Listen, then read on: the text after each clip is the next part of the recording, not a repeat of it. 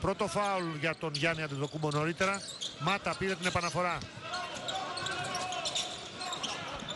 Αρνήθηκε την πάσα προς τον Ερνάντες ο Αγραβάνης. Ο Κρούζ θα ξεκινήσει την επίθεση των Μεξικάνων. Άντερσον Τοσκάνο για 3 είναι άστοχος.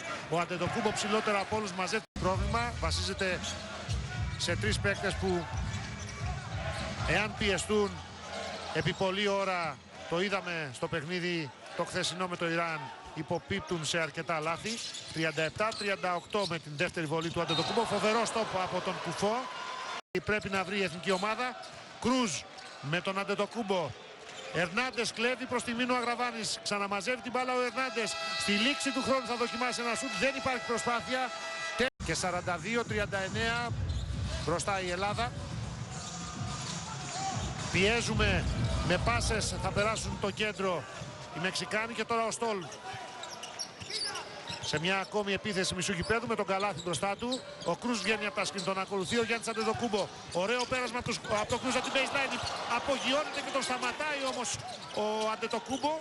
Το Ερνάντες με το προηγούμενο τρίποντο του έφτασε τους 11 πόντους. Κρούζ, λάθος πάσα προς την περιφέρεια. Κλέβει ο Περπέρολου, παίρνει και το φάουλ. Σε 19 λεπτά συμμετοχής η εθνική μας έχει 5 στα 13 τρίποντα, 3 στα 5 για τον Γιάννη Αντετοκούμπο. Στόλ θέλει να απαντήσει, δεν θα τα καταφέρει. Μπάλα να πηδά, φεύγει εκτός καλαθιού. Ο Αντετοκούμπο στο rebound.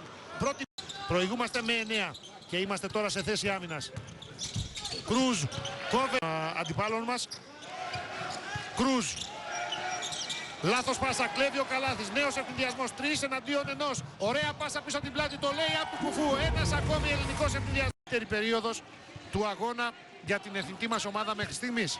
2 αλλαγές ετοιμάζει ο Φώτης Κατσικάρης. Αθηναίο και Μπουρούς περιμένουν την ευκαιρία σε κάποια διακοπή του παιχνιδιού για να περάσουν στον αγώνα. Χόρχε Κουτιέρες που δεν έχει φανεί σήμερα. Προσποιήθηκε, δεν υπήρχε φάουλ.